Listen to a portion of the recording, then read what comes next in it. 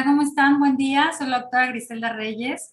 Bueno, yo soy ginecóloga, bióloga de la reproducción humana, con alta especialidad en cirugía reproductiva y endometriosis, cirugía endoscópica ginecológica. Y bueno, mi practice la llevo a cabo aquí en la Ciudad de México y para mí es un honor poder estar con ustedes el día de hoy, compartir conocimiento para que nuestras pacientes con endometriosis en todo el mundo puedan tener acceso cada vez más a una mejor calidad de vida y también a mejores resultados reproductivos. Entonces, para mí es un placer estar el día de hoy con ustedes y bueno, si al final de esto cuentan con alguna pregunta, sin problema pueden mandármela. Y bueno, a modo de introducción tenemos que, bueno, el endometrioma y la endometriosis en general es una enfermedad bastante común. Sin embargo, muchas veces en la práctica médica diaria vemos por resolver el problema del momento, ya sea dolor, masa anexial. Sin embargo, no visualizamos el impacto que va a tener el tratamiento de ese momento en un futuro, no solo en la vida reproductiva, sino en el impacto en la salud hormonal de nuestras pacientes. Por eso es muy importante entender cómo afecta per se el endometrioma y también el tipo de cirugía que realicemos y las técnicas que actualmente tienen un menor impacto en temas hormonales y reproductivos de nuestras pacientes. Nuestra plática está dividida a grosso modo en los siguientes objetivos. Primero de ellos es el impacto del endometrioma en la reserva ovárica per se, el impacto de la cirugía en la reserva ovárica, cuándo se realiza una cirugía, tipos de energía y técnicas quirúrgicas. Bueno, a modo de introducción tenemos que la endometriosis afecta aproximadamente al 10% de la población en el mundo. Se estima que entre un 17 y un 44% de las mujeres que padecen endometriosis presentan endometriomas y bueno, alrededor de un 25 a un 50% de las mujeres con infertilidad presentan endometriosis. Son responsables aproximadamente del 10% de todas las indicaciones de los ciclos de reproducción de alta complejidad, es decir, in vitro, en Estados Unidos y 6% en Inglaterra.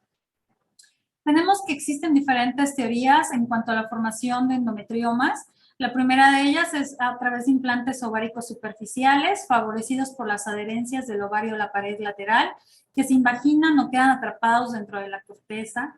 Teoría de la metaplasia, siembra en un cuerpo lúteo hemorrágico. Y bueno, la patogénesis de la infertilidad en presencia de endometrioma radica en dos grandes rubros, en la endometriosis per se, el daño que hace per se, y las cirugías que están sometidas a estas pacientes. Ahora vemos que, bueno, el mecanismo de daño del endometrioma per se existe en diferentes partes. Una de ellas es en la reserva ovárica, en la tasa de ovulación, en la tasa de embarazo y en la respuesta ovárica a la estimulación. Y es que, a diferencia de los quistes simples, no solo es un efecto compresivo mecánico del quiste, sino que el líquido del quiste contiene radicales libres de hierro, factores inflamatorios, enzimas proteolíticas, lesiones vasculares, isquemia, fibrosis y atrapamiento y pérdida folicular que potencian el daño al ovario. La superficie interna de un endometrioma está revestida por endometriosis con penetración variable en la fibrosis circulante y el grosor medio de la pared del quiste es de 1.2 a 1.6 milímetros. El tejido endometriósico cubre aproximadamente el 60% de la superficie interna del quiste. Esto es lo que la diferencia gran parte de un quiste simple. Una intensa fibrosis e inflamación se adhieren firmemente a la corteza y al estroma subyacente y esto hace que sea una excisión difícil y puede resultar en la extirpación inadvertida de tejido ovárico normal. Eso es algo muy importante que tomar en cuenta. A nivel histológico, pues podemos encontrar que existen glándulas y estroma y existe una hemorragia repetida y la acumulación de macrófagos cargados de mucilaginina. Tenemos que, bueno, dentro de los mecanismos de daño, la fibrosis, atresia, pérdida folicular en el ovario afectado por endometrioma, si se compara con el ovario contralateral. Aquí podemos ver la tablita. Y bueno, es un ciclo vicioso, cada vez hay más inflamación, disminuye la reserva ovárica en cuanto a hormona antimuleriana, recuento folicular antral. Y bueno, ampliamente está reportado en la literatura la posible relación entre el daño mediado por cirugía y el parénquima ovárico sano, ya que en la cirugía puede haber una extracción de tejido sano que rodea el quiste, inflamación relacionada con la cirugía per se, y algo importante, que podemos tener o comprometer la vascularidad por coagular en zonas donde deberíamos limitarnos al momento de hacer la cirugía ovárica. Las habilidades técnicas y la capacidad del cirujano influyen mucho en los resultados reproductivos. Ahora bien, tenemos que está reportado que existe una tasa más baja en la ovulación espontánea en los ovarios no operados portadores de endometrioma, dependiendo los diferentes puntos de corte.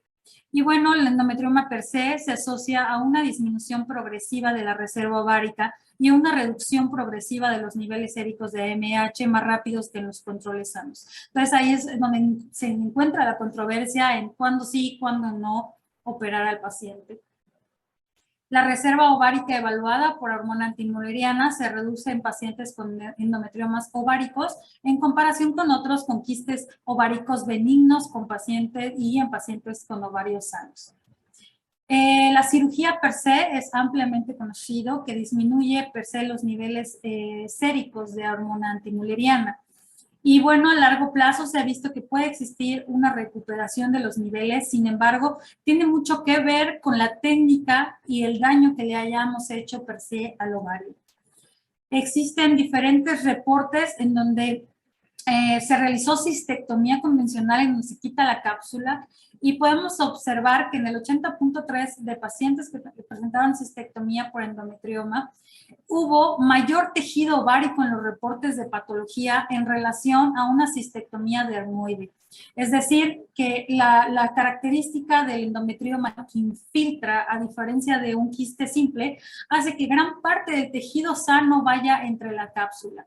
De igual forma, este es otro estudio realizado por Musi, en donde encontró que el estroma ovárico estuvo en un 54% de las pacientes que estuvieron sometidas a cistectomía endometrioma en relación al 6% en un quiste dermoide. Igual, este es otro estudio en donde se evaluó el volumen ovárico antes y 36 meses después de las cistectomías de endometrioma y cistectomías dermoides y encontró una disminución significativa en el volumen ovárico residual solo entre las cistectomías que habían sido por endometriomas. Y bueno, en la cirugía pues, tenemos que las pacientes que han sido operadas con endometriomas bilaterales tienen un riesgo bajo pero definido de falla ovárica prematura que ocurre inmediatamente después de las cirugías. Desafortunadamente existen cirugías en donde el daño ovárico es tan alto, el daño vascular es tan alto que incluso hay pacientes que han quedado en falla ovárica prematura, no únicamente con baja reserva. Recordemos que baja reserva es disminución del número de folículos, de óvulos. Sin embargo, falla ovárica prematura es algo más fuerte en donde no solo disminuye el número de óvulos, sino que también hay una falla en la función hormonal del ovario. Y el daño ovárico severo que ocurre en las ganadas operadas por endometriomas ováricos no es un evento raro. Se estima que mínimo en un 1.7% de la población que ha sido sometida ha tenido un daño ovárico importante. El endometrioma per se en la tasa de embarazo se ha visto que tiene una mayor tasa de cancelación del ciclo, menor número de ovocitos recuperados, menor número de embriones y la tasa de embarazo clínico y la tasa de nacidos vivos no fueron significativamente diferentes en comparación con otras causas de infertilidad. En endometriomas unilaterales sometidas a FIV en respuesta a ovárica la hiperestimulación no difirió ampliamente. Sin embargo, los diferentes puntos de corte, dependiendo de las diferentes guías, se ha visto que los quistes más grandes, dependiendo de las guías, unos 5, otros 3 centímetros, sí existe un impacto importante, de igual forma en los que presentan quistes bilaterales. La cirugía laparoscópica para tratar la endometriosis leve moderada se asocia con una mayor tasa de embarazos en curso y nacidos vivos que la laparoscopía únicamente diagnóstica. Aquí se ven varios estudios en donde se comparan y podemos observar ampliamente este resultado. Y bueno, el resultado en pacientes con estadio 4 en comparación con 1, 2 y 3 reduce relativamente las tasas de embarazo y de respuesta.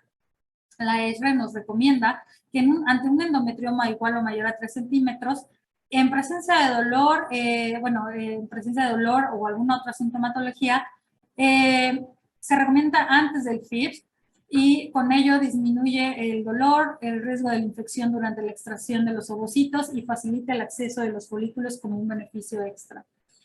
Ofrecer cistectomía laparoscópica con excisión de la pared del quiste en mujeres con endometriomas, ya que mejora las paredes, las oportunidades de embarazo espontáneo y reduce la tasa de recurrencia. ¿Qué tenemos que tomar como indicaciones correctas para cirugía? La edad de la paciente, síntomas, tamaño del endometrioma, si existe endometriosis profunda, complicada, concomitante, ubicación o recuperación transvaginal difícil, crecimiento rápido o características sospechosas y un potencial de ruptura en el embarazo. ¿Quiénes son candidatos en el manejo conservador? Aquellas pacientes asintomáticas, pacientes de edad avanzada y pacientes con muy baja reserva ovárica. Algo importante que tener en la técnica quirúrgica es la identificación de planos de disección correcto, maniobras delicadas, evitar máximo el desgarro y una hemostasia selectiva. No cualquier vasito que sangre, rápido ir con la energía. Muchas veces de broma decimos que hay que esperar que haga efecto la plaqueta. Es preferible a estar quemando el ovario. Ingresar, el mecanismo de ingresar hacia el quiste siempre retirado de los vasos que den nutrición al ovario. Se prefiere siempre corte y preferir energía con menor daño colateral. Y al momento de realizar hemostasias, si no se tiene con las diferentes energías que posteriormente les voy a comentar, se prefiere las suturas a quemar con energía bipolar, monopolar.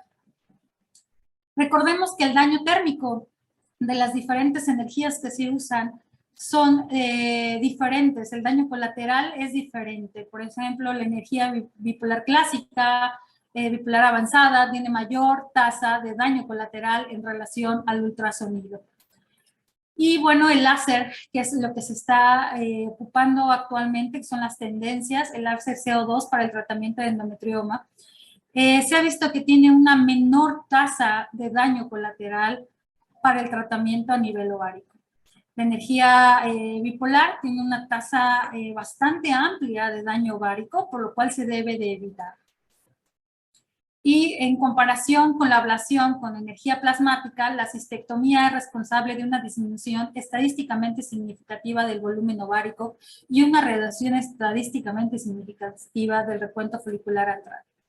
Una de las técnicas que mencionan grandes cirujanos es intentar darle vuelta al quiste completamente a través de su invaginación original y en vez de arrancar la cápsula, únicamente hacer una vaporización de la cápsula de tal forma que ya no sea funcional para formar otro endometrioma sin dañar el tejido circundante ovárico sano.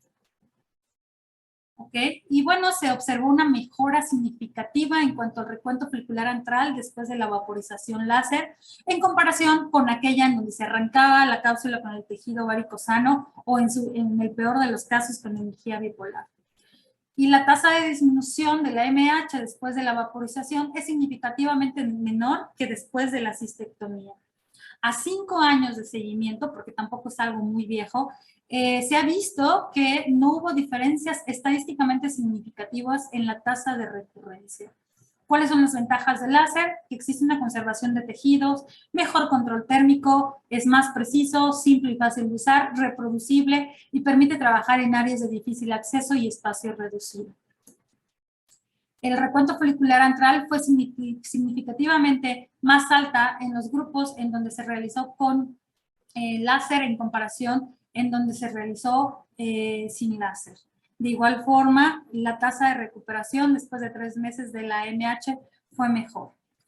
Entonces, actualmente existen estudios prospectivos en curso acerca de la profundidad de la necrosis que el láser causa. Sin embargo, a 5 años se ha visto unos muy buenos resultados.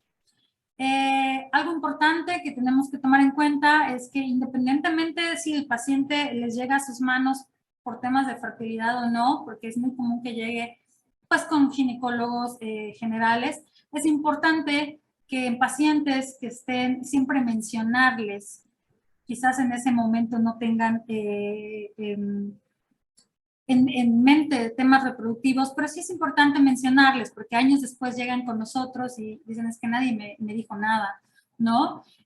Pacientes con endometriosis principalmente severa, con daños ováricos, volúmenes bajos, hay que darles la consejería. Mujeres jóvenes sin deseo inmediato de embarazo, endometriomas bilaterales, cirugías anteriores, recurrencias, preservar la fertilidad a través de una criopreservación de óvulos o embriones, dependiendo del caso. Bueno, aquí les muestro uno de los videos en donde podemos ver que aquí no se cuenta con la energía láser, sin embargo se hace una cistectomía y se prefiere el uso de suturas posteriormente al retiro de la cápsula. Ya si no contamos con el láser y realizamos una cistectomía, al momento de hacer hemostasia es preferible realizar una hemostasia a través de suturas que usar energías monopolares, bipolares convencionales. ¿Ok? Y bueno, este es un video en donde se realiza una vaporización láser, en donde podemos observar que esta es la técnica que se ha usado en los diferentes estudios, en donde se ha visto una mejor recuento folicular antral y hormona antimuleriana, es decir, reserva ovárica posterior a la cirugía, en donde solo se vaporiza de tal forma que se destruye la cápsula sin destruir el tejido circundante sano. Y algo importante que me han preguntado en diferentes congresos es la tasa de recurrencia. Les repito, en el artículo, en el reporte que se hizo a 5 años, no hubo una diferencia en la recurrencia del endometrioma. Dentro de las conclusiones tenemos que, bueno, el impacto del endometrioma y su tratamiento quirúrgico en la reserva ovárica y la infertilidad sigue siendo bastante controvertido, sin embargo existen tendencias muy claras. El daño puede preceder a la cirugía, el propio endometrioma per se puede causar efectos negativos en el tejido circundante. La cirugía de endometrioma debe realizarse con cuidado para limitar el riesgo de dañar al ovario. Para lograrlo necesitamos cirujanos experimentados y con técnica adecuada. La ablación con láser de fibra CO2 es un método prometedor para tratar endometriomas y preservar la función ovárica con tasas de recurrencia similares. Espero que les haya ayudado y bueno, si cuentan con alguna pregunta pueden escribirme. Gracias.